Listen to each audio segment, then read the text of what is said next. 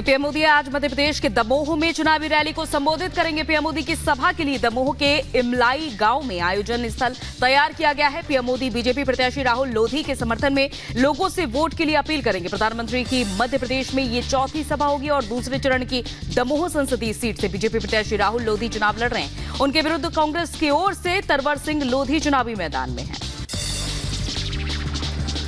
Amroha Lok Sabha seat पर दूसरे चरण में होंगे मतदान। प्रधानमंत्री नरेंद्र मोदी आज गजरौला में बीजेपी प्रत्याशी के समर्थन में जनसभा संबोधित करेंगे। उनके साथ मुख्यमंत्री योगी आदित्यनाथ मतदाताओं को साधेंगे।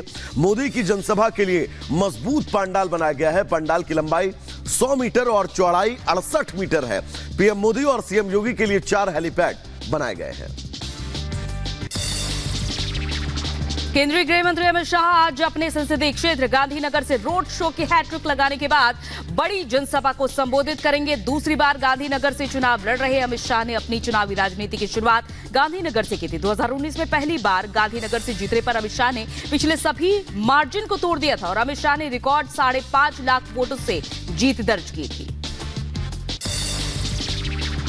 केंद्रीय गृह मंत्री अमित शाह ने गुजरात के अहमदाबाद में भव्य रोड शो किया। इसके अलावा गृह मंत्री शाह के गुजरात के गांधीनगर में भी रोड शो के साथ साथ जनसभा भी संबोधित किया। अमित शाह आज गांधीनगर कलेक्ट्रेट में अपना नामांकन दाखिल करेंगे। अपने नामांकन से पहले गृह मंत्री शाह ताबड़तोड़ रोड शो और रैलियां कर अपने समर्थकों से रूबरू हो रहे हैं।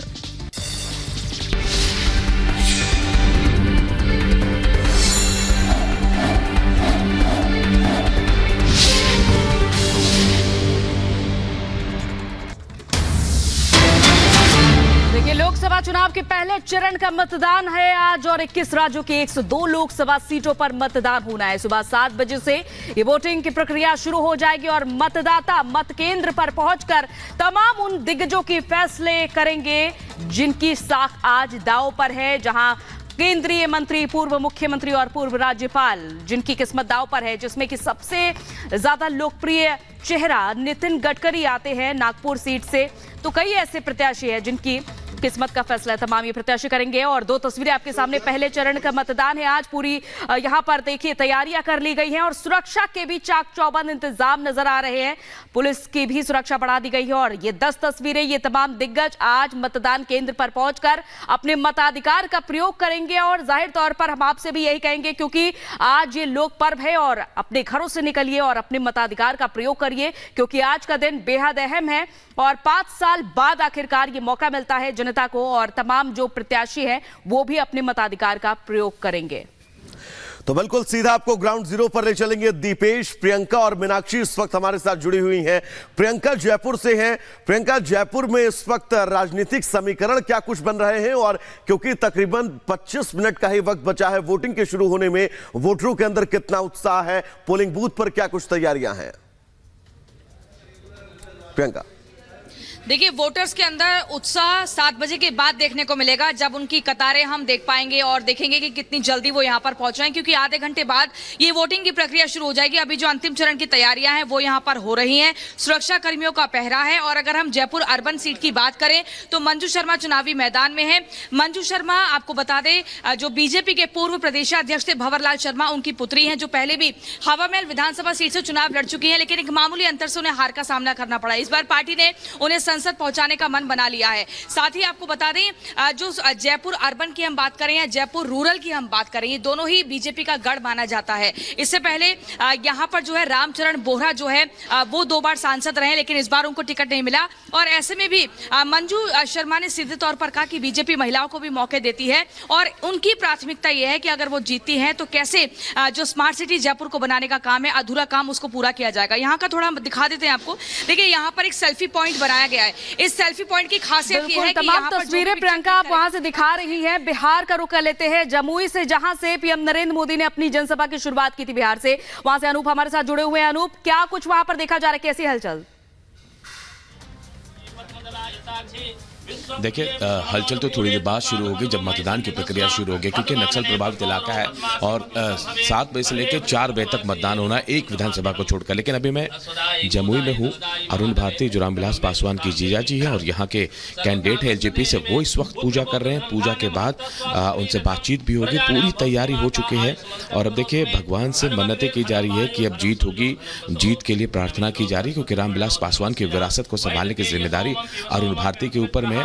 पूजा पाठ से शुरुआत की जा रही दिन की, सब कुछ बेहतर हो, रिकॉर्ड मतों से जीते, इसकी भी कामना की जा रही है। हालांकि ऑफ द कैमरा बातचीत में अरुण भारती ने कहा कि उम्मीद उनको यही है कि जो विरासत उनको मिली है, जिसको संभाला था चिराग पासवान ने, अब अरुण भारती संभालेंगे और बेहतर रिकॉर्ड मतों से जीतेंगे। लेकिन तस्वीरें में आपको दिखा रहे, देखिए भगवान की शरण में प्रार्थना करते हुए, क्योंकि जमुई जो है सुरक्षित सीट है और अपने बहनोई को टिकट देकर कहा जा रहा है कि यहाँ पे बेटी और बहनोई के बीच में लड़ाई है।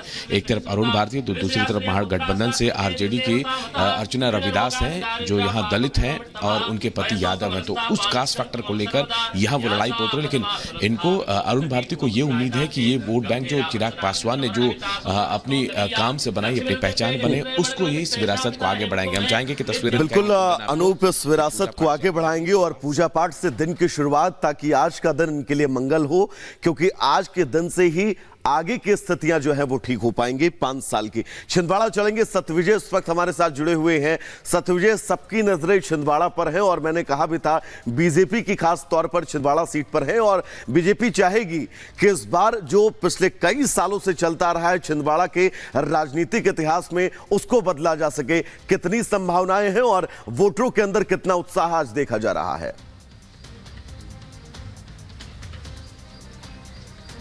जी हाँ, बिल्कुल। देखिए मध्य प्रदेश की सबसे लोकप्रिय, सबसे चर्चित सीट छिंदवाड़ा ही है और इस समय मैं शिकारपुर में हूँ। ये जो आप बंगला देख रहे हैं, ये कमलनाथ का ही बंगला है। यहीं पर कमलनाथ और नकुलनाथ इस समय घर के अंदर मौजूद है और चूंकि हमें जो समय बताया कि 7:15 के लगभग कमलनाथ अपने परिवार के साथ यहाँ से निकलेंगे। बगल में ही शिकारपुर में एक हनुमान मंदिर है, वहाँ पर दर्शन करेंगे और उसके बाद वोटिंग डालेंगे।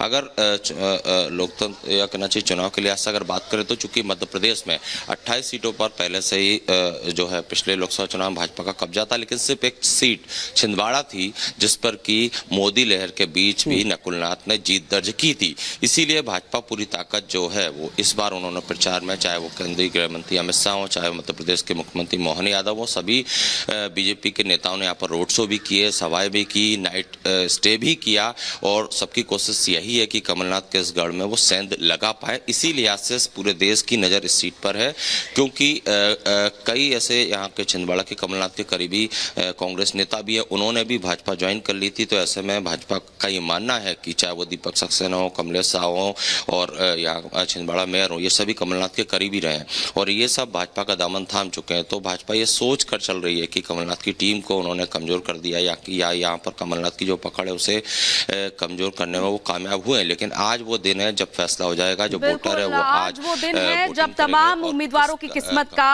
फैसला होगा और उम्मीदवारों की किस्मत कैद हो जाएगी ईवीएम में। और दीपेश का रुख कर लेते हैं, नागपुर से हमारे साथ जुड़े हुए हैं। दीपेश, सवाल ये भी लोगों के मन में अब उठ रहा है कि क्या नितिन गडकरी तीसरी बार जीत के हैट्रिक लगा पाएंगे? अब वहां पे क्या समीकरण आप देख पा रहे हैं?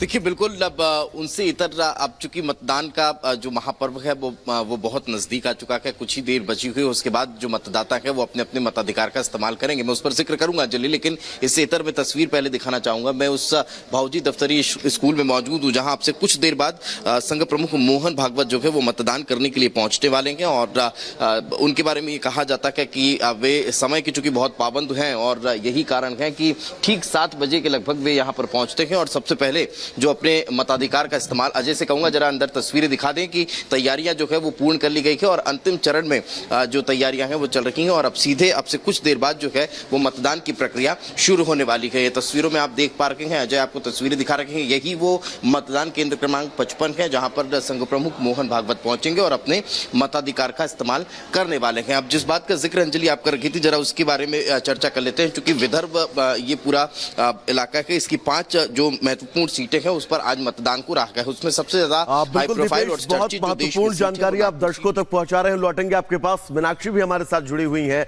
मीनाक्षी, अब तकरीबन 20 मिनट से भी कम का वक्त बचा है जब वोटिंग प्रक्रिया शुरू हो जाएगी। वहां पर कैसी तैयारी है, वोटरों के अंदर कैसा उत्साह है, और खासतौर पर बात अगर अनिल बलूनी की करें तो क्या ये लड़ाई वाकई अब माना जाए कि आगे दिलचस्प है या फिर अब एक तरफा हो चुकी है?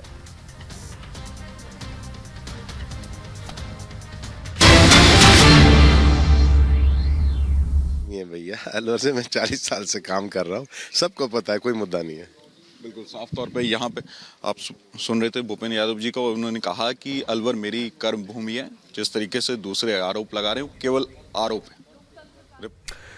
तो बिल्कुल भूपेंद्र यादव को आपने सुना। मीनाक्षी, आप ही के पास हम लौटना चाहेंगे। सवाल वही है, कितनी तैयारी, पोलिंग बूथ पर मतदाताओं के अंदर कितना उत्साह?